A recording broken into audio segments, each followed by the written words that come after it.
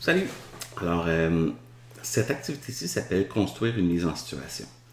Donc, au lieu de te donner une mise en situation, une étude de cas à répondre, cette fois-ci, on va faire l'inverse. Donc, on te donne des thématiques, puis tu dois tenter de construire une histoire. Donc là, ça demande d'imagination, évidemment. Donc, tu dois tenter de construire une histoire qui va illustrer les concepts qu'on te donne. OK? Donc, tu dois prendre les concepts qu'on a du cours d'aujourd'hui. Il y a différentes options juste ici. OK?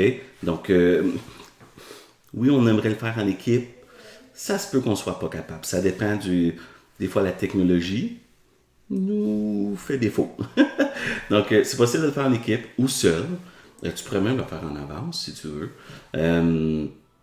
Mais bref, donc tu prends une thématique qui est ici. Tu n'as pas à les faire tous, tu en fais juste une.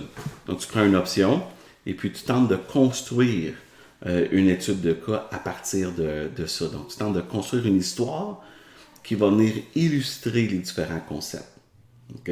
Donc, ton professeur, ta professeure va être là pour à la fois t'aider si tu as des difficultés à construire ton histoire ou si tu as des questions, mais encore plus pour lui montrer. Puis elle peut, cette personne-là, te donner une rétroaction sur est-ce que c'est bien, est-ce que tu as bien compris. Donc, c'est une des bonnes manières de te préparer pour l'étude de cas.